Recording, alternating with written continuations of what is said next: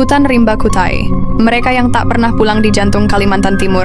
Terbentang sebuah hutan purba bernama Hutan Kutai. Dari luar, hutan ini tampak hijau dan menenangkan. Rumah bagi orangutan, bekantan, dan ratusan burung langka. Namun bagi masyarakat Dayak, hutan ini bukan sekadar hutan. Ia adalah alam lain, tempat roh leluhur dan makhluk gaib bersemayam. Warga selalu memberi peringatan, jangan sombong kalau masuk. Jangan bicara sembarangan, dan jangan sekali-kali melanggar pantangan. Hutan ini bukan milik kita.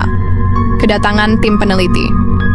Suatu musim kemarau, 5 peneliti muda dari Jawa datang untuk meneliti perilaku orangutan liar. Mereka ditemani seorang pemandu lokal bernama Paman Yus, lelaki paruh-baya yang hafal setiap jengkal hutan. Sebelum masuk, Paman Yus membakar kemenyan dan berdoa dalam bahasa Dayak. Namun Bima, salah satu peneliti, menertawakannya. Ah, ritual-ritual begitu nggak masuk akal. Kita kan cuma penelitian, bukan mau ganggu siapa-siapa. Paman Yus hanya menatap tajam. Kamu tidak tahu apa yang kamu hadapi. Malam pertama. Musik dari kegelapan mereka mendirikan tenda di dekat sungai kecil. Malam turun, hutan sunyi. Tiba-tiba, dari kejauhan terdengar tabuhan gong diiringi suara gamelan yang samar. Pasti ada acara adat di desa seberang, kata Dina, peneliti perempuan satu-satunya. Namun Paman Yus langsung pucat.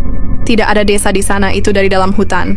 Suara itu makin lama makin jelas, seolah sebuah upacara besar sedang berlangsung. Dari balik pepohonan tampak bayangan penari bergerak gemulai. Tubuh mereka memakai pakaian adat, tapi wajahnya datar putih, tanpa mata maupun mulut.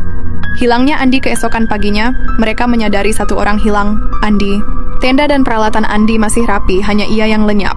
Mereka mencari hingga sore, namun yang ditemukan hanya jejak kaki Andi yang berhenti di depan pohon besar. Seolah ia menghilang begitu saja, Bima mulai panik. Jangan-jangan dia jatuh ke jurang. Namun Paman Yus berkata pelan, dia sudah dipanggil. Hutan ini memilih siapa yang boleh kembali.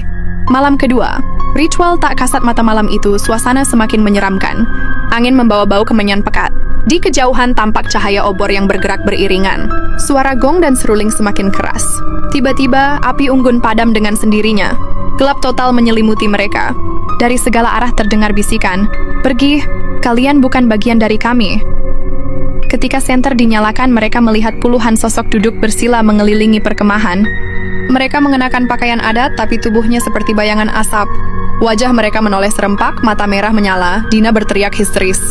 Salah satu sosok berdiri. Tubuhnya tinggi besar dengan wajah hitam legam. Suaranya berat menggema. Kalian sudah melewati batas. Pelarian panik. Mereka bertiga berlari membabi buta menuju jalan keluar. Anehnya, hutan seakan berubah-ubah. Jalan yang sama membawa mereka kembali ke tempat semula. Ini nggak mungkin. Kita muter di tempat yang sama, Bima menjerit. Paman Yus berdoa dengan suara keras, menyebut nama leluhur Dayak. Perlahan, jalan setapak yang benar muncul, seperti diterangi cahaya samar. Namun sebelum keluar, mereka mendengar jeritan Andi. Suara itu jelas, meminta tolong. Bima ingin kembali, tapi Paman Yus menahannya. Itu bukan Andi, itu suara untuk menjeratmu. Kembali tanpa jawaban. Mereka akhirnya keluar dari hutan menjelang subuh. Hanya 4 orang. Tubuh lelah, wajah pucat, Andi tak pernah kembali. Warga hanya berkata, hutan sudah menelannya. Sejak kejadian itu, Bima dan Dina sering diganggu mimpi buruk. Mereka mendengar gamelan di malam hari, melihat bayangan orang menari di sudut kamar, bahkan mencium bau kemenyan tanpa sebab. Yang paling menyeramkan, setiap kali Bima bangun dari tidur, ia mendengar suara berbisik di telinganya.